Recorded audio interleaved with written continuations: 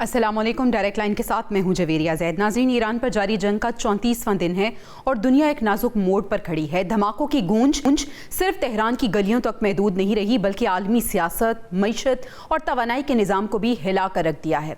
एक तरफ ट्रंप के दावे के जंगी अहदाफ हासिल हो रहे हैं, दूसरी तरफ ईरान का दो टोक पैगाम के जारहियत का जवाब भरपूर दिया जाएगा, वैसे ही जवाब दिया जाएगा जैसे अटैक होगा। ये महज बयानात नहीं बल्कि एक बड़े तसादुम की झलक है। मौसमी महाज पर भी सूरत हाल खासी तशवीशनाक है। स्टॉक मार्केट्स में गिरावट, तवानाई की कीमतों में इजाफा और आलमी सप्लाई चेन्स का मुतासर होना, ये सब एक बड़े इक्तसादी तूफान की पेशगोई कर रहे हैं। लेकिन इसी तारीकी में एक उम्मीद की किरण भी नजर आती है और वो है सिफारतकारी। पाकिस्तान की मुतहरिक सिफारती कोशिशें आलमी ताकतों के साथ मुसलसल राबते और अमन के लिए आवाज उठाना एक मुस्बत किरदार की निशानदही करता है। मगर सवाल ये है कि क्या दुनिया ताकत की बजाय मकालमे को तरजीह देगी और मकालमा कितना ज्यादा जरूरी है? इन सवालों के जवाब जानने के लिए पैनल मेरे साथ मौजूद है। पैनल का तारुफ आपसे करा देती हूँ। Defence analyst air commodore retired Khalid Chishti साहब हमें ज्वाइन कर चुके हैं। इसके साथ साथ मुर्तज़ा नगरी साहब ईरानी जर्नलिस्ट हैं, आज के डिस्कशन का हिस्सा होंगे। और डॉक्टर सुंदस मुस्तकीम साहिबा आयर एक्सपर्ट भी हमारे साथ ही मौजूद होंगी। आप तीनों मेहमानों का शुक्रिया अदा करना चाहूँगी। और सबसे पहले मैं चिश्ती साहब से आगाज़ करना चाहती हूँ। चिश्ती साहब, सबसे पहले तो मैं जानना चाहूँगी कि डोनाल्ड ट्रंप का जो खिताब है, what's your take on it? और सर, उसमें बड़े बड़े दावे किए गए हैं, बड़ी धमकियां दी गई हैं। दावों में कहा गया है कि हमारे जितने अहदाफ थे तकरीबन हमने वो हासिल कर लिए। सवाल यहाँ पे ये है सर कि अगर बकौल डोनाल्ड ट्रंप के तमाम अहदाफ हासिल कर लिए गए हैं तो फिर जंग को प्रोलॉन्ग करने का क्या मकसद? सर, पहले खिताब को कैसे देखते हैं, फिर ये सवाल। बहुत शुक्रिया जवेरिया, आपने इनवाइट किया। बिल्कुल, प्रेसिडेंट ट्रंप का तो आप डे वन से देख लें, जब उन्होंने 28 तारीख को शुरू की थी जंग फरवरी की, उस दिन से लेकर वेरी नेक्स्ट डे जो 1 मार्च था, उन्होंने पहला बयान ये दिया था कि मैं ये जंग 4 हफ्ते में खत्म करूंगा जी। द वेरी नेक्स्ट डे 2 मार्च को उन्होंने कहा कि ये जंग 6 हफ्ते भी चल सकती है और लॉन्ग भी है, जिसके लिए हम तैयार। फिर उन्होंने चंद दिन गुजरे, 19 मार्च को तकरीबन जब 18 दिन के करीब 19 दिन हो चुके थे, तो उन्होंने कहा अगर मैं चाहूं तो जंग 2 सेकंड में खत्म कर सकता हूं। फिर 22 मार्च को जब स्टेट ऑफ हॉर्मुज़ का कंट्रोल चला गया, तो प्रेसिडेंट ट्रंप ने कहा कि अगर ईरान ने 48 घंटे में स्टेट ऑफ हॉर्मुज़ ना खोला तो मैं बहुत तबाही मचाऊंगा ईरान। फिर उसी से अगले दिन 23 मार्च को कहा कि मेरी बड़ी कामयाब मुज़ाकरात चल रहे हैं ईरानी लीडरशिप के साथ। तो ये तो मैंने पहला सिर्फ आपको 10-15 दिन का बता दिया, उसके बाद तारीख का हिस्सा बन चुका है। तो वो वेरी करते रहते हैं सही, क्योंकि कारोबारी शख्सियत हैं, तो वो चाहते हैं कि दुनिया का जो मार्केट है उसको भी मैं मैनेज करता रहूं, कि इतनी ज्यादा अपराइजिंग ना सडनली हो जाए कि एक पब्लिक ओपिनियन जो ऑलमोस्ट आपने देखा कि 1 करोड़ के लोग निकले हैं अमेरिका में नो किंग के बोर्ड लेकर। तो इसका मतलब ये है कि लोग बहुत परेशान हैं। 80% लोगों ने वोट अगेंस्ट दिया है। वो तो जाहिर है अकाउंटेबल उन लोगों को तो प्रेसिडेंट ट्रंप ने होना है अमेरिका में। हम और आप तो बेशक फर्क जितना मर्जी सफर करें। तो आई थिंक प्रेसिडेंट ट्रंप ने कुछ दिन पहले, मेरी फीलिंग ये है कि ये रियलाइज किया कि दुनिया में खास तौर पर ये एक परसेप्शन बनता जा रहा है कि अमेरिका जंग हार रहा है और अमेरिका के पास नेगोशिएशन के लिए बार्गेनिंग चिप नहीं रही। तो अब प्रेसिडेंट ट्रंप ने एक नया राउंड शुरू किया है, सेइंग कि मैं इतना ज्यादा कम बैक कर रहा हूं, मैं स्टोन एज पे कर दूंगा, धकेल दूंगा, ये सारा कर दूंगा, ताकि अपनी नेगोशिएशन की जो लीवरेज है वापस ले सके। क्योंकि इस वक्त ऐसा लग रहा था कि प्रेसिडेंट ट्रंप फ्रस्ट्रेटेड है या डेस्परेट है या जल्दी चाहते हैं। ईरान ने कहा हम तो बात भी नहीं कर रहे, हम करना भी नहीं चाहते, और जब तक ये नहीं मानोगे तो करेंगे भी नहीं। तो एक एलिमेंट ऑफ जिसको कहते हैं ना स्ट्रेंथ, वो ईरान में ज्यादा नजर आई, प्रेसिडेंट ट्रंप में कम नजर आई। तो ये इस तकरीर से मैं ये टेक ऑन करता हूं कि ये पॉसिबली उन्हें एस्केलेट किया है। लेकिन मुझे ये भी मानता हूं कि शायद वीकेंड से पहले वो फिर ऐसा बयान देंगे, क्योंकि over the weekend stock markets high and पे बंद ना हो, एक पैनिक का शिकार ना हो। मुझे लगता है एक और बयान देंगे जो इसको वो वापस ठंडा कर देंगे और एक पॉजिटिविटी फिर ले आएंगे। अनफॉर्चुनेटली यही उनका रहा है, क्योंकि टेक होम उनको अभी तक सब्सटेंशियल नजर नहीं आता। बिल्कुल सही, आपका पॉइंट आ गया। नगरी साहब, आपसे सवाल मैं ये करना चाहूंगी कि डोनाल्ड ट्रंप के जो बड़े बड़े दावे हैं और बड़ी बड़ी धमकियां हैं, ईरान उसको कैसे देख रहा है? डोनाल्ड ट्रंप ने अपनी सारी धमकियों में डील की भी बात कर दी और ये कहा कि अगर डील नहीं होती तो मैं ये कर दूंगा, मैं ये कर दूंगा, मैं हमले मजीद तेज कर दूंगा, स्टोन एज तक पहुंचा दूंगा ईरान को। लेकिन जो डील की बात की, इससे क्या तासुर लिया जा सकता है? और फिर अमेरिका मुज़ाकरात की बात कर रहा है, तेहरान इसकी तरदीद कर रहा है, हकीकत क्या है, हम आपसे जानना चाहते हैं। बहुत शुक्रिया शामिल गुफ्तगू होने का मौका दिया। देखिए, आप पिछली 12 रोजा जंग से इसका अंदाजा लगाइए। उन्होंने 12 रोजा जंग जब इसराइल के साथ ईरान की शुरू हुई तो यही जुमला उनका था कि ईरान कुर्रे जमीन से रूए हस्ती से मिट जाएगा और ईरान का नाम बाकी नहीं रहेगा, कोई फायर नाम की चीज बाकी नहीं रहेगी।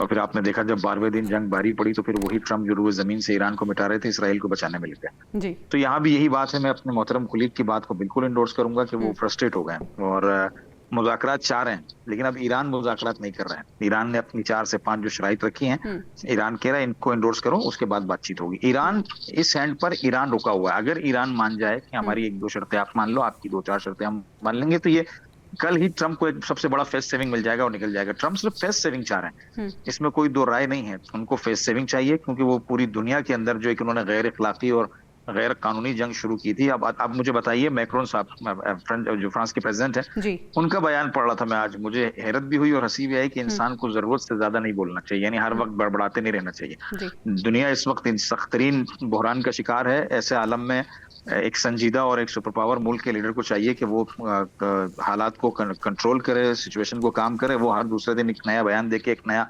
जो है वो एक नई मुसीबत खड़ी कर देते हैं पूरी दुनिया के लिए। तो ये बिल्कुल उनकी बात ठीक है मेरे कोलीग की कि ये कोशिश कर रहे हैं कि मुज़ाकरात की मेज पर प्रेशर डाल के कोई ना कोई फायदा हासिल किया, क्योंकि वो जो बूट ऑन ग्राउंड्स का मामला था वो भी फंस गया है। आपने देखा इसराइल ने पहले हाथ उठा लिया कि हम तो शामिल नहीं होंगे इस बूट ऑन ग्राउंड वाले मामले में। तो अब उनके जो कोलीग्स हैं या उनके जो माविनीन हैं वो उनको मशवरा दे रहे हैं कि ये वाली हरकत नहीं करना। बूट ऑन ग्राउंड में अगर हम फंस गए और अगर 200-400 सिपाही भी उनके कवर में आ गए तो फिर तो हमको वो सब कुछ मानना पड़ेगा जो वो कह रहे हैं। तो वो बूट ऑन ग्राउंड वाला मामला भी उन्होंने रोका हुआ है और प्रेशर डाल के मैं स्टोन एजेस में ले जाऊंगा और ये और वो। इस पर ईरानी जो मिलिट्री है उसने पहले ही धमकी दे दी थी कि अगर हम स्टोन एजेस में जाएंगे तो फिर खित्ते में इसराइल से लेकर यहाँ तक बूट्स ऑन ग्राउंड पे भी कहा गया कि अगर ऐसा किया गया तो पांव काट दिए जाएंगे। बड़ा सख्त जवाब ईरान की तरफ से आया है। वो तो मालूम है ना, इनकी हैसियत तो कई दफा ये हेलीबर्न इन्होंने ट्रेनिंग दी है ना इसराइल को। इसराइल ने लेबनान में 2 दफा हेलीबर्न किया था, उनका वो खुद ही बंद हो गए। तो ये इनके लिए आसान नहीं है। तो मैं इसलिए कह रहा हूँ कि उन्होंने कहा कि अगर ये जुमला बड़ा पावरफुल है जिसका इन्होंने अमली सबूत भी दिया कि अगर हमारी एनर्जी रुक गई तो फिर हैपत से लेकर यहाँ तक किसी की एनर्जी नहीं चलेगी और नतीजे में पूरी दुनिया के अंदर क्राइसिस का शॉर्टेज आएगा और वर्ल्ड वॉर 1 और 2 से ज्यादा संगीन मामला हो जाएंगे। तो ये खुद पूरी दुनिया जानती है, ट्रम्प भी जानता है। बिल्कुल सही है। डॉक्टर सुंदस अभी हमारे साथ ही मौजूद हैं। डॉक्टर साहब, आप हमने देखा कि डोनाल्ड ट्रंप के कल के खिताब में कन्फ्यूजन थी, वो कॉन्फिडेंस नहीं था उनकी बातों में और वो गुरूर भी नहीं था उनकी बातों में। गो के धमकियां वो ज़रूर दे रहे थे लेकिन उनका लहजा जो है वो काफ़ी तब्दील होता हुआ नजर आया। और फिर हमने देखा कि एग्जिट स्ट्रेटजी का भी फुकदान नजर आया। आप क्या समझती हैं कि ये उनकी खारजा पॉलिसी की नाकामी है कि उनके पास कोई स्ट्रैटेजी ही नहीं है? ना एंटर होने की स्ट्रैटेजी थी, एग्जिट होने के लिए भी कोई स्ट्रैटेजी नहीं है। जैसे कि आपने कहा कि एग्जिट स्ट्रेटजी और उनकी तो स्ट्रेटजी कोई है ही नहीं बेसिकली। वो फेस के लिए हर गुजरते दिन के साथ एक बयान दे रहे हैं और आप देखिए पर अमेरिकी हुक्काम, व्हाइट हाउस हुक्काम और अमेरिकी मीडिया तो बिल्कुल एक पोलराइजेशन में पाई जाती है। और जो अमेरिकी मीडिया है उसके साथ ही अमेरिकी आवाम भी खड़ी है। इज जस्ट व्हाइट हाउस जो कि कुछ बदलते हुए बयान दे रहा है। आप रॉयटर्स के रिपोर्ट देखिए, रॉयटर्स के न्यूज एजेंसी उसके बयान देखिए, आप न्यूयॉर्क टाइम्स की रिपोर्ट्स देखिए। न्यूयॉर्क टाइम्स तो पाकिस्तान के सालसी किरदार को उधर जो है अप्रिशिएट कर रहा है। रॉयटर्स की रिपोर्ट के मुताबिक जनाब के अमेरिकी मीडिया जो है एक रिस्पॉन्सिबल मीडिया होते हुए एक फैक्चुअल रिपोर्टिंग कर रहा है, क्योंकि लिबरल अमेरिकन को ये बात मालूम है कि इस जंग में जो घसीटा गया है। आप देखिए कि आज दुनिया के सबसे ज्यादा ताकतवर सुपर पावर अमेरिकी प्रेसिडेंट को जो है वो समझे जाने वाले एक अमेरिकी, उसको आप लोग एक फनी स्टेटमेंट्स, अनप्रेडिक्टेबल प्रेसिडेंट और बदलती स्ट्रैटेजी है ही नहीं उनके पार्टी। जो अमेरिका का इंटरनेशनल लेवल पर जो है ये जो एक इमेज है शेक किया है, ये डोनाल्ड ट्रंप पॉलिसीज ने किया। ये अमेरिका की खारजा पॉलिसीज नहीं है, ये इस अनप्रेडिक्टेबल प्रेसिडेंट की अपनी जाती पॉलिसीज है जिससे इससे पूरा अमेरिका मुतासिर हो रहा है। और वो ज़ाहिर है वो डील की बात करते हैं, ईरान उसको वो रिस्पॉन्ड नहीं कर पा रहा है तो वो अपनी फेस सेविंग के लिए हर गुजरते दिन के साथ बयान दे रही है। जनाब डील ना हो तो पत्थरों के जमाने में ले जाएंगे। पत्थरों के जमाने में तो ईरान को अमेरिका का और पूरी दुनिया को ले जाने का इरादा रखता है। अगर अरबा हर्मज जो है उस मजीद कुछ दिन ऐसे ही बन रही, कुछ अर्से ऐसे ही बन रही तो कौन लेकर जाएगा पत्थरों के जमाने में? इस वक्त तो ईरान लेकर जा रहा है पत्थरों के जमाने में पूरी दुनिया को इकोनॉमिकली इतनी बुरी तरह करके। और इसका फायदा कौन उठाएगा? अल्टीमेटली चाइना और रशिया उठाएंगे। जबकि आपने देखा सदर पुतिन का एक नया बयान भी सामने आया कि जनाब हम लेकर आएंगे एक ऐसा लाएअमल जिसमें जो है अगर अरबा हर्मज बन रही तो आप हमारे हम आपको नया पाथवे देते हैं जो कि ना सिर्फ जंगी जो जितनी भी एक ऐसी सिक्योरिटी कंसर्न से पाक को एक ऐसा रास्ता होगा जिससे कंप्लीट पैकेज हम आपको प्रोवाइड करेंगे। सिक्योरिटी भी नहीं प्राप्त हो रही थी, तो रशिया फायदा उठाएगा, चाइना फायदा उठाएगा।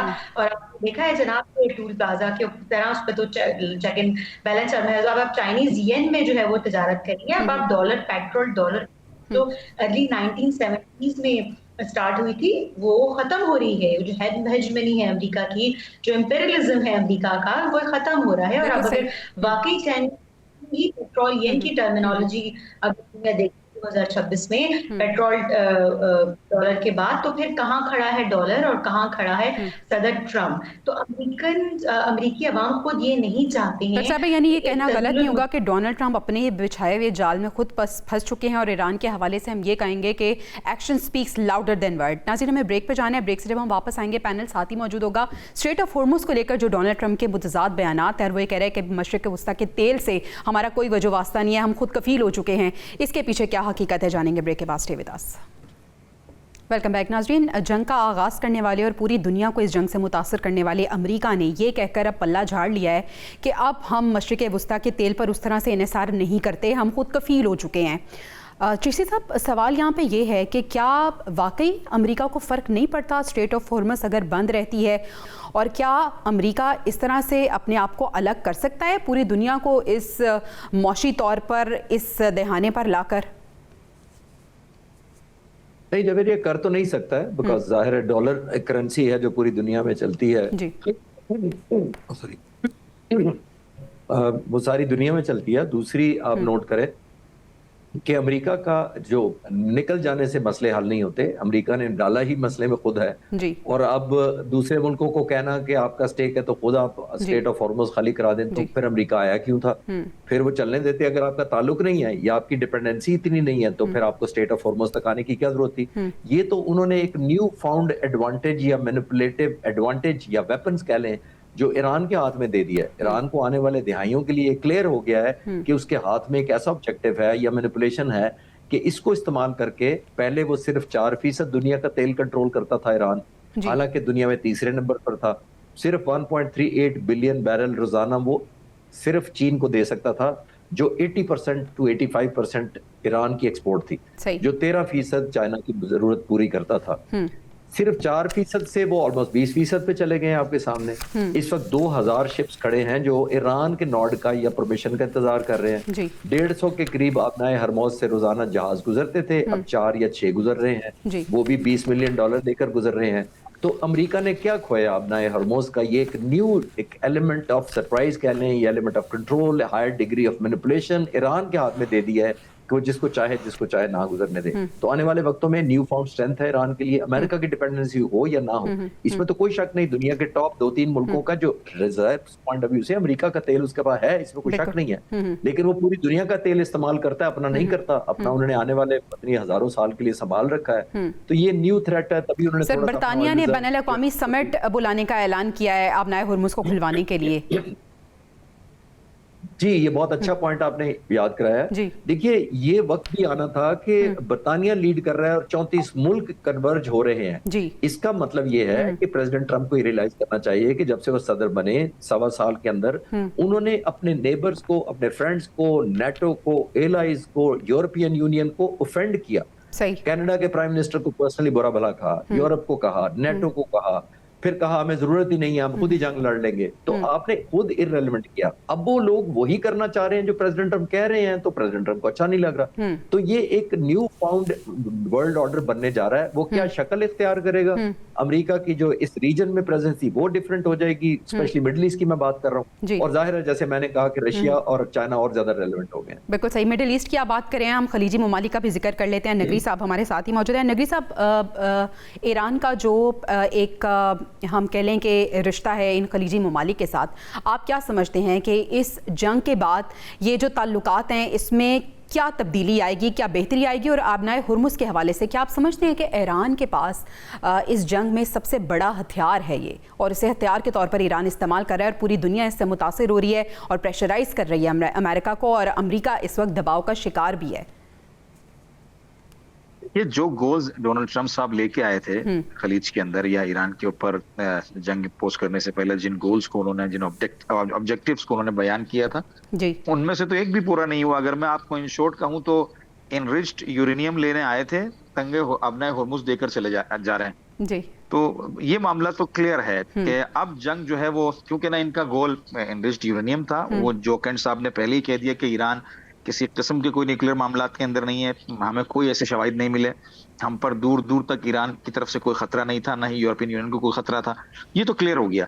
ना ही रेजिम चेंज के लिए आए थे, ना ही जो है वो अल्लाह आपका भला करे एनरिच्ड यूरेनियम के लिए आए थे, ना ही कोई और मामला था सिर्फ तेल का, जो आज की स्पीच में उन्होंने अपनी आवाम से मुखातिब होकर कहा कि मैं चाहता हूं ईरान के तेल को अपने कब्जे में लूं, लेकिन हमारी अमेरिकन आवाम के अंदर सब्र नहीं है, तहम्मुल नहीं है, ये मुझे जो है ताने दे रहे हैं और मेरी मुखालफत कर रहे हैं। तो बस मैं एक काम जो कर सकता हूँ, इन शॉर्ट ये कर सकता हूँ कि मैं इस खित्ते से बाहर निकल जाऊं ईरान से, और चूंकि मेरे पास तेल बहुत है, हमें जरूरत नहीं है, फिर जिनको आपने हुर्मुज से तेल चाहिए वो ले लें। और दूसरे लम्हे में फिर ये कहते हैं कि नहीं, जब तक आपने हुर्मुज नहीं खुलेगा हम जंग को कंटिन्यू रखेंगे। तो अब मुअम्मा जो है वो पूरी दुनिया के अंदर आपने हुर्मुज बन चुका है, और ईरान को भी ये पता चल चुका है कि मेरे लिए जो अगर कोई चीज मेरी जमानत है, मेरी श्योरिटी या मेरी इंश्योरेंस बन सकती है तो वो आबना हुर्मुज है। मुझे लगता है कि या तो आबना हुर्मुज को ईरान छोड़ेगा नहीं, अगर छोड़ेगा तो उन शराइत पर छोड़ेगा कि जिन शराइत पर ईरान को मुस्तकबिल में फायदे हासिल हों, इन सब का ये जो काम सारे हुए हैं इनका जुबरान हो, इनका हर्जाना अदा हो, इनका बदला लिया जा सके, मतलब जो नुकसानात हो उनको पूरा किया जा सके। नंबर 1। नंबर 2, देखिए इंसान की सोच बदल सकती है, इंसान का अकीदा बदल सकता है, इंसान का पड़ोसी नहीं बदल सकता। सही। मेरे पड़ोस में जो है वो मेरे साथ सदियों से है और मेरे साथ मजीद कयामत तक उसने रहना है। पड़ोस नहीं बदल सकता। ईरान इराक को नहीं बदल सकता, ईरान पाकिस्तान को नहीं बदल सकता, पाकिस्तान इंडिया को नहीं बदल सकता, पाकिस्तान अफगानिस्तान को नहीं बदल सकता। पड़ोसी हमेशा स्टिल है। मामलात ऊपर नीचे होते रहते हैं। मुझे लगता है कि जो चपकलिशें हैं, इंशाल्लाह पाकिस्तान की, तुर्की की और दीगर ममालिक की जो कोशिशें हैं, मुझे लगता है इंशाल्लाह, मुझे उम्मीद है ये जब जंग से बाहर निकलेंगे तो फिर मिल बैठकर आपस में कोई ना कोई ऐसा हल या फॉर्मूला तय होगा जिसके जरिए खित्ते में अमन हो। अच्छा नगरी साहब, आपकी मौजूदगी का फायदा उठाते हुए मैं आपसे सवाल करना चाहूंगी कि हर जंग का जो मुस्तकबिल है या इख्तिताम यही होता है कि जंग खत्म होनी होती है, लेकिन ईरान की क्या स्ट्रेटजी है, क्या रिजर्वेशंस हैं आपकी? शराइत तो आपने सामने रख दी हैं, और ऐसा ही होता है कि जब दो फरीक होते हैं तो शराइत अपनी अपनी रखी जाती हैं, तमाम शराइत नहीं मानी जाती, लेकिन कुछ शराइत पर समझौता कर लिया जाता है। आपकी टॉप प्रायोरिटी ईरान की इस वक्त क्या है, क्या रिजर्वेशंस हैं, और जो मुज़ाकरात की बात हो रही है, क्या ईरान किसी पॉइंट पे अग्री होगा? देखिए ईरान की जो टॉप प्रायोरिटी है इस वक्त, वो इस सर्किल को रोकना है। जंग, सीज फायर, मुज़ाकरात, जंग, सीज फायर, मुज़ाकरात, ये जो सर्किल चल पड़ा है ना कि हर 6-8 महीने बाद अमेरिका आ जाए और फिर एक जंग मुसल्लत कर दे, फिर सीज फायर हो, फिर मुज़ाकरात शुरू हो, फिर मुज़ाकरात के बहाने से वार किया जाए, फिर जो है वो जंग के लिए फिर सीज फायर का ऐलान किया जाए, फिर दोबारा मुज़ाकरात की। तो ईरान ये कह रहा है कि हमको हर 6 महीने और 8 महीने बाद जो है वो एक नई जंग का हम मुतामिल नहीं हो सकते एक नई जंग के। लिहाजा हर उस हद तक हम जाएंगे जिस हद तक जाने के बाद अमेरिका को और इसराइल को और दीगर दुनिया को ये महसूस हो कि ईरान के साथ लड़ने में नुकसान ज्यादा है, फायदा कम है, और दुनिया को ये हम एहसास दिलाएंगे कि हमसे लड़ने में दुनिया को फायदे से ज्यादा नुकसान है, ताकि जंग का ये चरखा, ये सर्किल रुक सके। पहली प्रायोरिटी ईरान की है। दूसरी प्रायोरिटीज फिर आप सेलेक्ट कर सकती हैं कि वो जो पाबंदियां लगाई गई हैं उनको उठाना और अपने हुर्मुज को मुस्तकिल अपने हाथ में रखना, और जो हर जाना जंग का नुकसान हुआ है वो देना, और ये सारी चीजें। लेकिन पहली प्रायोरिटी ये है कि ये सर्किल रुके, ये जो जंग, मुज़ाकरात, फिर जंग, फिर सीज फायर, फिर मुज़ाकरात, ये चरखा रुकना चाहिए। बिल्कुल सही है, मुस्तकिल तौर पर ये जंग बंदी होनी चाहिए। डॉक्टर साहब, आपसे मैं जानना चाहूँगी कि ये जो सिफारतकारी का बेड़ा पाकिस्तान ने उठाया है, इसको आप किस तरह से देखती हैं कि दो बड़े फरीक हैं आमने सामने, और बीच में पाकिस्तान और कुछ दीगर मुस्लिम ममालिक जो हैं वो कोशिश कर रहे हैं कि जंग बंदी हो सके। पाकिस्तान का किरदार आप कैसे देख रही हैं, और क्या आप मुस्तकबिल में मुस्लिम ममालिक का अलायंस बनता हुआ देख रही हैं, ताकत का तवाज़ुन आप तब्दील होता देख रही हैं? बिल्कुल, अभी जिस तरह से करंट सिनेरियो जा रहा है, मुस्लिम ममालिक के अलायंस की तरफ ही जा रही है, जिसको नेटो से किसी ने तशकील दी है। और ये सिर्फ मुस्लिम ममालिक का अलायंस नहीं है कि इसमें मिस्र, ओमान, आप देखें जो स्ट्रेटेजिक और मीडिएटर का किरदार अब से पहले कतर और ओमान अदा करता आ रहा था दुनिया में, अब वो पाकिस्तान को एज ए तौर पर जो देखा जा रहा है। और अब देखिए मीडिएटर कौन होता है, जिस पर तमाम फरीकीन जो है वो एतमाद करते हैं। तो इसका मतलब है कि अमेरिका भी पाकिस्तान पर एतमाद करता है। डोनाल्ड ट्रंप जो है वो सिर्फ आसिम मुनीर साहब की तारीफें करते नहीं थक रहे हैं, ठीक है, और उस पर ईरान भी एतमाद करता है। तेहरान और वाशिंगटन जब दोनों इस्लामाबाद पर एतमाद कर रहे हैं तो मीडिएटर का सेहरा पाकिस्तान के सर जा रहा है। लेकिन इसमें हमें चाइना के किरदार को जो है वो नहीं भूलना चाहिए कि पाकिस्तान और चाइना तो मिलकर जो है 5 नकाती इस जो एजेंडा है और जो 5 नकात ईरान ने अमेरिका के आगे रखे उस पर जो है वो मिलकर आप देखिए कि चाइना की $400 बिलियन की इन्वेस्टमेंट है बेल्ट एंड रोड इनिशिएटिव के तवज्जुद से खुद ईरान में, ठीक है। और बिलवास्ता ये जो आपको सारी सेंट्रल एशियन ममालिक हैं, तो BRI पे जितना इन्वेस्टमेंट चाइना ने डायरेक्टली ईरान पर किया है, तो चाइना भी नहीं चाहेगा कि अगर वो डायरेक्ट इम्पैक्ट अगर इस वक्त फिलहाल जो है उस तरह से नहीं हो रहा, लेकिन जितनी इन्वेस्टमेंट देखो कि हमने रशिया के साथ जितनी मशक़ें देखी ईरान की और अब चाइना की जो ईरान के साथ, तो चाइना और ईरान भी इनडायरेक्टली इसमें इन्वॉल्व है मीडिएटर का किरदार अदा करने में, लेकिन लकीली जो डायरेक्टली से रहा है वो सब पाकिस्तान के सर जा रहा है। और इसमें कतर है, इजिप्ट है, और मैं पहले दिन से कह रही हूँ जनाब कि इजिप्ट, कतर और तुर्किया ही इस सालसी का किरदार अदा कर सकते हैं। और अब तमाम मुस्लिम उम्मा जो है वो इकट्ठा होकर तुर्किया और पाकिस्तान के को बहुत इंपॉर्टेंस दे रही है कि हमें क्या जरूरत है हम दूसरे ममालिक के पास जाएं। अमेरिका की तो खुद पोलैंड नहीं सुन रहा, तो अमेरिका की और कौन सुनेगा। और ये वो मेडिएशन है जिसमें इसराइल मतलब वो डायरेक्टली इन्वॉल्व भी नहीं है। ये ईरान यूएस से इसराइल की जंग है जिसमें इसराइल जो है वो डायरेक्टली इन्वॉल्व भी नहीं है। अमेरिका की डोनाल्ड ट्रंप की बात तो इस वक्त यूरोपियन कंट्रीज सुन रही हैं ना, rest of the western countries सुन रही हैं। अच्छा, आपने ये जो बात की बरतानिया के अलायंस बनाने की, इसमें पाकिस्तान को वो उस तरह से नहीं पूछ रहे हैं। पाकिस्तान और तुर्किया का मुस्लिम कंट्रीज का एक अलग अलायंस बन रहा है, ठीक है। और एक जो बरतानिया बनाने जा रहा है यूनियन, तक तो पाकिस्तान को विवेशन पे कि उसमें उस तरह से इनवाइट किया जाए, लेकिन अभी तक वो एक अलग चीज बन रही है। लेकिन इन दोनों ग्रुप्स में अगर ये दो अलग करते भी हैं तो एक ब्लॉक में इजराइल जो है उसकी हिमायत में कोई भी एक मुल्क नहीं है सवाए इस एक इंडिया के। वो इंडिया जो कि खुद इस वक्त खत्ते में अकेला रह गया और बयानबाजी के अलावा आइसोलेशन का शिकार है, बिल्कुल ऐसे है, मदद तलाश कर रहा है। बिल्कुल सही, आपका पॉइंट आ गया। वक्त की किल्लत है, आखिर में मैं कंक्लूडिंग रिमार्क्स आप तीनों से लेना चाहूँगी। चिश्ती साहब, 5वें हफ्ते में ये जंग दाखिल हो गई है। डोनाल्ड ट्रंप के कल से के खिताब से एक्सपेक्ट किया जा रहा था कि शायद जंगबंदी की कोई बात हो, कोई पॉजिटिव बात हो, लेकिन ऐसा नहीं हुआ। आप इस जंग का फ्यूचर क्या देख रहे हैं? मजीद कितने दिन, कितने महीने, कितने हफ्ते ये जंग जाती है आप देख रहे हैं? कितना फोरकास्ट कर रहे हैं इसको? देखिए, इसको फोरकास्ट करना थोड़ा इसलिए मुश्किल है कि प्रेसिडेंट ट्रंप पे डिपेंडेंट है कि वो किसको विक्ट्री कहते हैं। आपने नोट किया होगा कि उन्होंने 26 मार्च को कहा था कि हम तो जंग जीत चुके हैं ऑलरेडी। 25 मार्च को जी कि हम तो we already won the war, ये स्टेटमेंट। और फिर उन्होंने कहा कि हमने रिजीम भी चेंज कर दिए। तो ये तो रिलेटिव टर्म है कि किसको वो फतह कहते हैं, किसको वो शिकस्त कहते हैं। तो फतह तो उनकी मर्जी से होनी है जिसको डिक्लेयर कर दें। तो मेरा ख्याल है वो किसी दिन भी एक टर्न लेंगे, शायद ईरान के साथ एक ऐसी अंडरस्टैंडिंग डेवलप कर लें कि मैं पुल आउट करूंगा तो तुम हमले बंद कर देना और तुम भी कहना विक्टोरियस हो गए, हम भी कहना विक्टोरियस हो गए। मेरा ख्याल है किसी दिन भी हो सकता है पॉसिबली, क्योंकि बहुत ज्यादा प्रेशर माउंट हो रहा है। तो मेरा नहीं ख्याल कि बहुत ज्यादा सस्टेन कर पाएंगी दोनों साइड। बिल्कुल सही है नगरी साहब, यही सवाल मैं आपके सामने रखना चाहूँगी। कितने मजीद दिन ये जंग जो है वो चलती हुई आपको नजर आ रही है और ईरान क्या मजीद जंग का मुतहम्मिल हो सकता है? देखिए, जंग का तो ईरान क्या कोई भी मुल्क, जब अमेरिका एक सुपर पावर होने के बावजूद जंग का मुतहम्मिल नहीं हो रहा, जबकि अमेरिका के अंदर तो कोई नुकसान नहीं हो रहा, तो ईरान कैसे मुतहम्मिल होगा? लेकिन फाइनली ये है कि ईरान को पहली जो चीज है वो ये है कि ईरान को ये इंश्योर हो कि ये जंग दोबारा नहीं की जाएगी, यानी जमानत देना अदम जंग की। अगर ये ईरान का ऑप्शन क्लियर हो जाता है और ईरान के ऊपर से सैंक्शंस हटा दिए जाते हैं तो शायद ये सिलसिला किसी हद तक जो है वो आगे चल सके। लेकिन अदम तज़मीन, यानी जब तक जमानत नहीं होती तब तक ईरान इस जंग से पीछे नहीं हटे, क्योंकि ईरान को पता है कि फिर 6 महीने बाद आप क्या समझते हैं? आप ईरान को रिप्रेजेंट कर रहे हैं, ईरान किसकी जमानत पे ट्रस्ट करेगा? क्योंकि डोनाल्ड ट्रंप की जमानत देना बहुत मुश्किल है। ईरान चाहता है कि जो बड़ी पावर्स हैं जैसे चाइना हो गया, रशिया हो गया, जो यूरोपियन कंट्री ये शामिल हों, ये इंडोर्स करें कि ये क्या बदमाशी अमेरिका ने मचा के रखी हुई है, इसको इंडोर्स करें, लगाम डालें और आइंदा के लिए कंट्रोल करें। ऐसा तो नहीं हो सकता ना कि अमेरिका वाहिद इस दुनिया के अंदर मुल्क है और वो दंदनाता फिरे। सही, तो इसलिए वो चाहता है कि बड़ी पावर्स इसमें शामिल हों और इसको बड़ी पावर्स इसमें शामिल हों। डॉक्टर साहब, आप बड़ी पावर्स का जिक्र हो रहा है, बड़ी पावर्स में कौन ऐसा है जो डोनाल्ड ट्रंप की गारंटी दे सकता है? अनप्रेडिक्टेबल वो इंसान है, स्टेटमेंट्स हर रोज बदलती हैं, तो कौन गारंटी दे सकता है और ईरान उसकी गारंटी पे ट्रस्ट भी करे?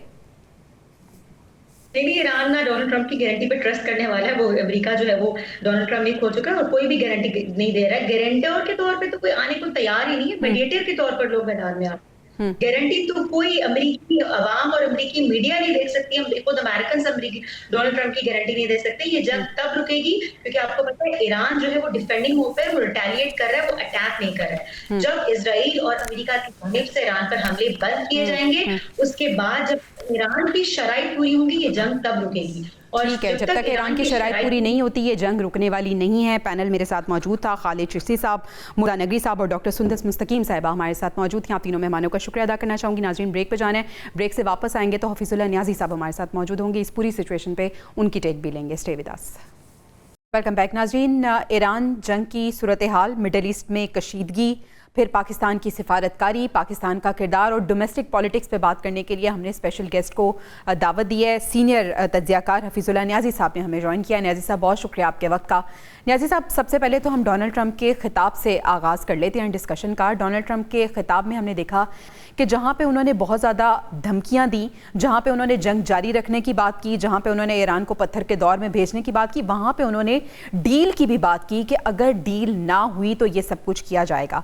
न्याजी साहब, आप क्या समझते हैं डोनाल्ड ट्रंप की जो बॉडी लैंग्वेज थी, उनका जो रवैया था, आपको वो प्रेशर में नज़र आए? आपको लगता है कि वो जंग से निकलने का ऐसा रास्ता चाहते हैं जिसमें वो क्लियर कर सकें कि उन्होंने ईरान के ख़िलाफ़ जो तमाम अहदाफ थे वो भी हासिल कर लिए, मकासद भी हासिल कर लिए, और ईरान पे जो उन्होंने कार्रवाई किया वो उसको भी जस्टिफाई करना चाहते हैं? कैसे देखते हैं सर आप खिताब को?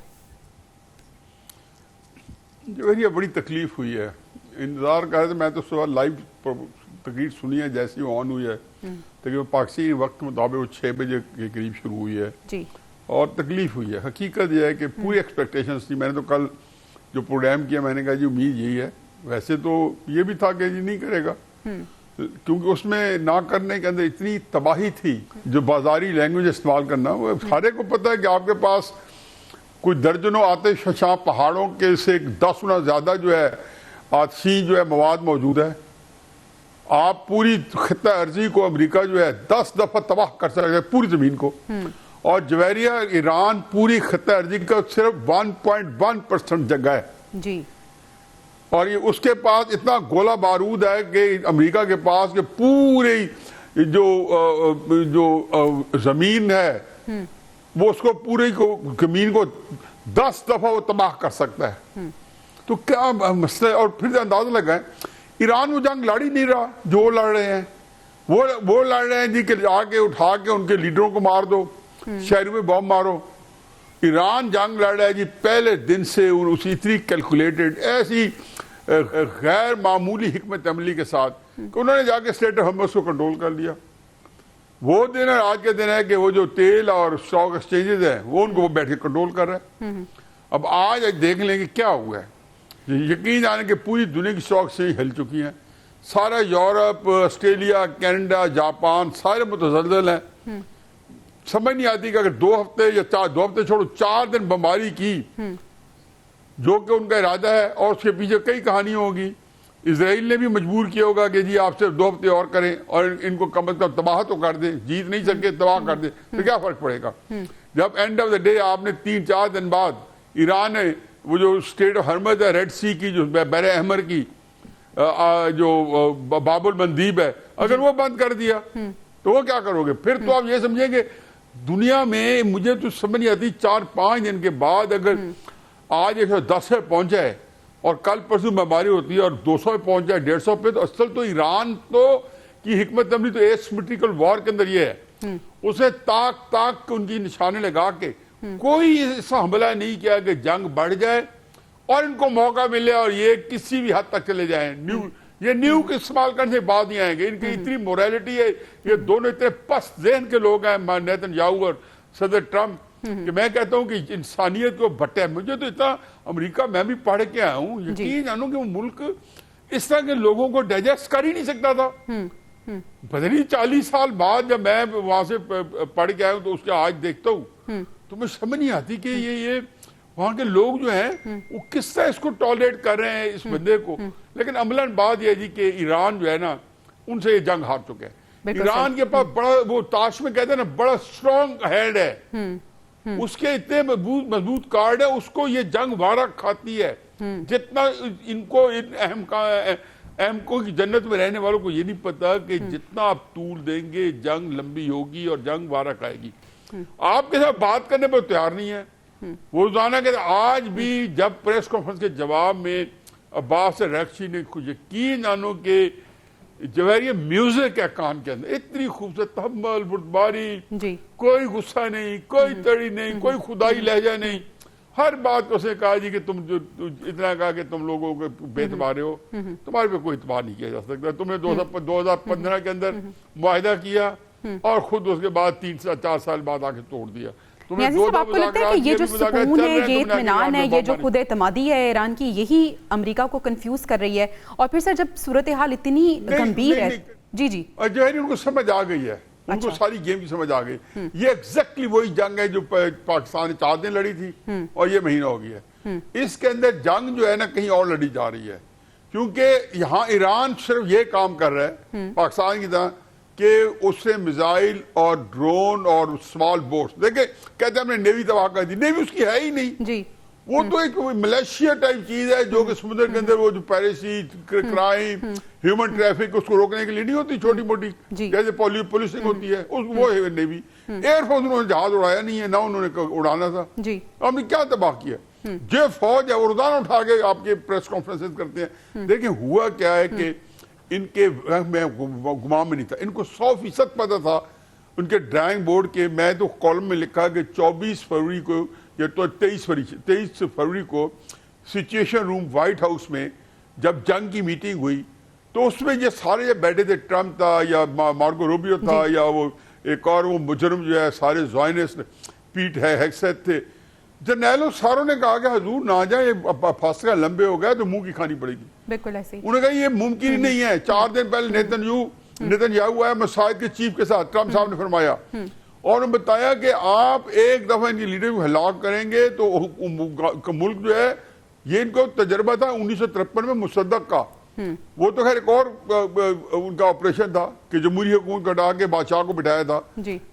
तो इन्होंने कहा जी कि आप ना इधर ना जाए, उन्होंने कहा जी कि 2 दिन के अंदर खत्म हो जाएगी और वो हमारी मर्जी के लोग आ जाएंगे, ईरान हमारे पास आ जाएगा, वेनेजुएला का तेल भी आ गया, लीबिया का भी आ गया, ईरान का भी आ जाएगा, अब दुनिया को तकसीम करेगा। कितनी बेशर्मी की तरह तकरीर के अंदर वेनेजुएला का तेल बेच रहा था। बिल्कुल ऐसे हमारे पास तेल है, ले लो। अच्छा नाजी साहब, इसी नुक्ते पे मैं बात करना चाहती थी क्योंकि डोनाल्ड ट्रंप ने कहा है कि तवानाई के शोबे में खुद कफील हो चुके हैं और हमें मशरिक वुस्ता के तेल पर अब पहले जैसा इन्हिसार नहीं रहा।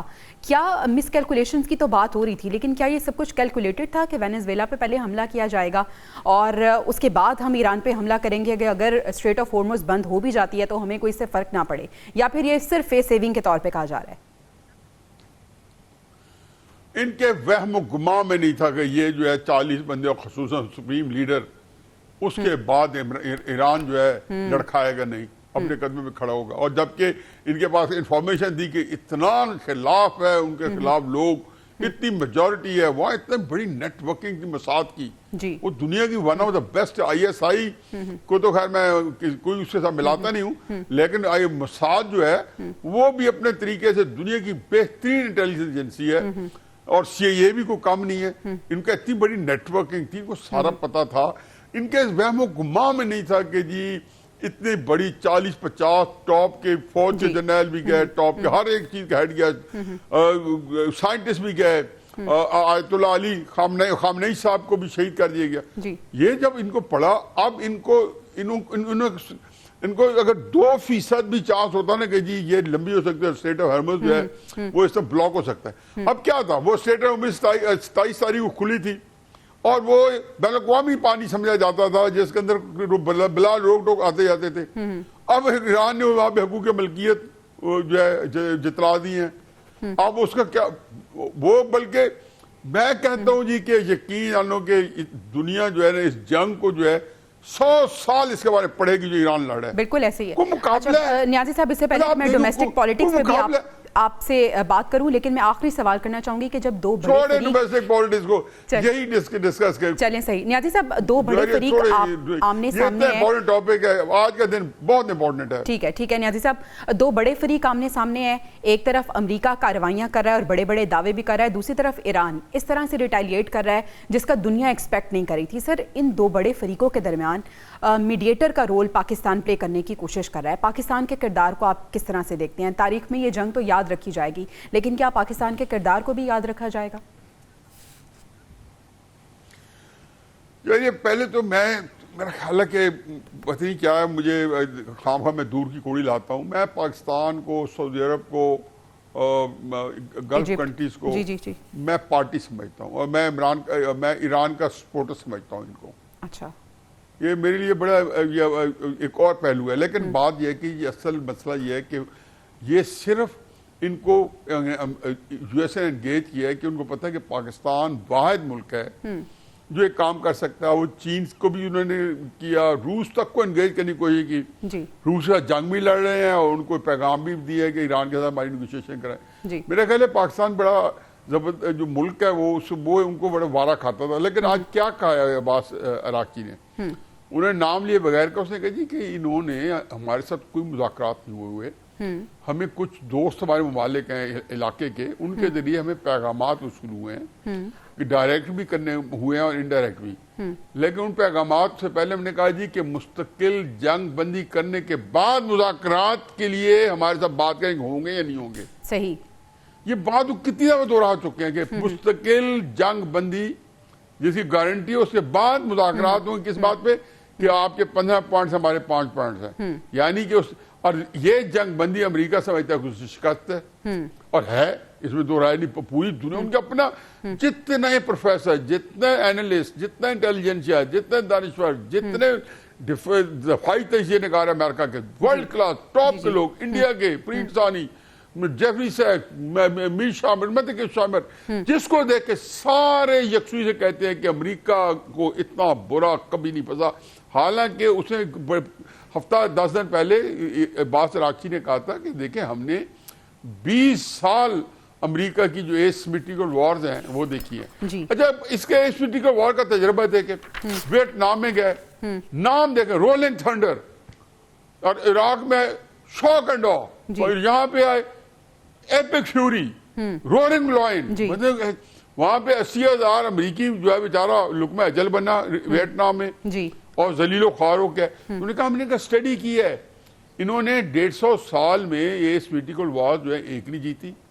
ये वहां पे इराक और पाकिस्तान सामने $4 ट्रिलियन, ये रोजाना आपको देखें, कोई गूगल कर ले, $4 ट्रिलियन इनका वहां पे इनका वो जो है निकल गया, उस जंग के ऊपर खर्चा हो गया। तो उन्होंने कहा हमने स्टडी किया और हमने इनको पता था कि हम उससे CNN ने उससे पूछा अब्बास अराक्ची से कि आपको जो थोड़ा सा मतलब डर तो नहीं कहा, उसने कहा कि आपको अमेरिकन ट्रूप्स जो वहां लैंड कर सकते हैं। उन्होंने कहा हम इंतजार कर रहे हैं। बिल्कुल ऐसा ही है, हमें पांव काट दिए जाएंगे उन्होंने 20 साल से हम इंतजार कर रहे हैं। अच्छा, तो मसला क्राइसिस है जी कि अब मुझे बताएं कि 2 मार्च के स्टेटमेंट निकलवा दें जी, 5-6 मार्च के स्टेटमेंट निकाल दें। 2 मार्च में से कहा था कि हम आ रहे हैं बैरी बेड़े के साथ, जेरल्ड फोर्ड पहुंचने वाला है, USS Gerald Ford, Abraham Lincoln पहले पहुंचा हुआ है, वहां पे 5th फ्लीट जो है उसका मुस्तकिल हेडक्वार्टर बहरीन है। आप ये देखिए कि उसके साथ और पूरा जिस मुल्क के 800 अड्डे दुनिया में फैले हुए हैं फौजी और बड़े बड़ी जगह पे, अब वो इब्राहिम लिंकन डीगो गार्सिया पहुंचा हुआ है, जेरल्ड फोर्ड बेचारा दोनों जख्मी हालत में पहुंचे, वो एथेंस में मुरम्मत करवा रहे हैं। अब आए जॉर्ज डब्ल्यू बुश आ गया यूएसएस, अब आ गया जी बॉक्सर को टाइप है, अब आ गया ट्रिपली आ रहे हैं जो वो क्या एम्फीबियस शिप होते हैं, अब वो आ रहे हैं क्योंकि यहाँ पे जो है ना एम्फीबियस शिप के ऊपर पैराट्रूपर्स होते हैं और एयरबॉर्न ट्रूप्स होते हैं। अब वहां से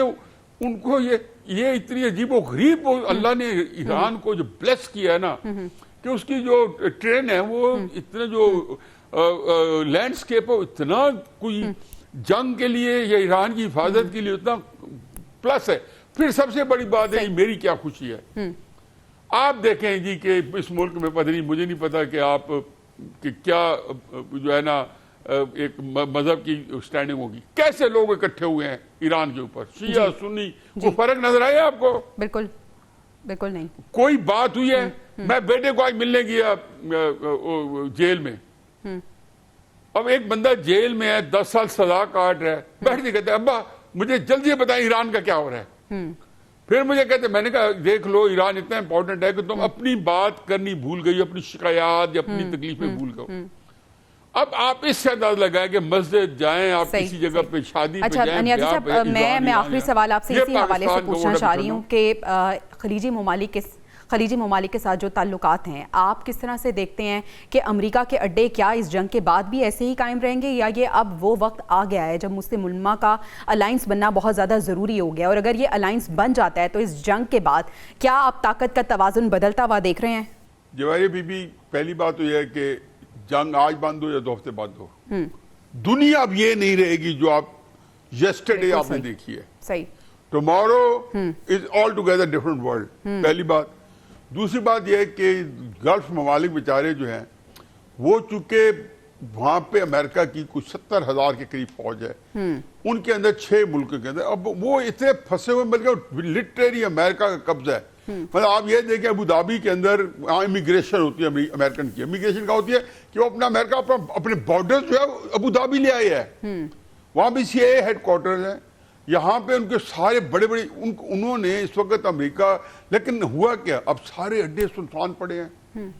ईरान ने बाजा बजा दिया है, रात उन्होंने हमला किया है, वो कह रहे हैं कि ये जाके वहां पे जाके शहरी आबादी में शिफ्ट हो गए सारे अमरीकी, हर शहर की, दोहा की, रियाद की, हर जगह इन्होंने मारा है। कल पता किसी शहर में, मैं चूंकि सारा दिन अपने वहां पे मुलाकातों में लगा रहा हूँ, तो वहां पे पता चलेगी कि 43 अमरीकी जो है वो लुकमा अजल बने हैं। तो इस वक्त क्राइसिस ये है कि जी जंग में ये जरूर है कि इसराइल अमेरिका चाहते हैं कि जी इसी गो में किसी तरीके से ईरान इनको मारे गल्फ पे, ताकि ये चलो कुछ ये भी बर्बाद हो, ये होगा नहीं। ईरान बड़ी सफाई से ताक के मारा है, अभी तक उनके लेजे के अंदर जो है ना एक सॉफ्टनेस है, जो जिसका ट्रंप ने गुस्सा किया है, और उसने बड़ी शॉर्ट आंसर दीजिएगा, जैसे कि आपने कहा कि दुनिया इस जंग के बाद मुख्तलिफ हो जाएगी, अलायंस बनेगा या नहीं मुस्लिम ममालिक का? नहीं, अलायंस की बात ही नहीं, ईरान लीड करेगा खिते का, आप देख लेंगे ईरान जो है इस खिते को लीड करेगा, लेकिन वो दुनिया जो है उसमें से ईरान ऐसे नहीं होगा। ये एक बिल्कुल सही, ईरान ने अपना मकाम बना लिया, और जिस तरह से आप कह रहे हैं कि ईरान आपको लीड करता हुआ नजर आ रहा है, और इस जंग के बाद दुनिया जो है वो बहुत मुख्तलिफ होगी, ताकत का तवाज़ुन यकसर बदल जाएगा। बहुत शुक्रिया हफीजुल्लाह नियाज़ी साहब हमारे साथ मौजूद थे। नाज़रीन, प्रोग्राम से इजाजत दीजिए, इंशाल्लाह आपसे कल मुलाकात होगी। अल्लाह ने के बाद।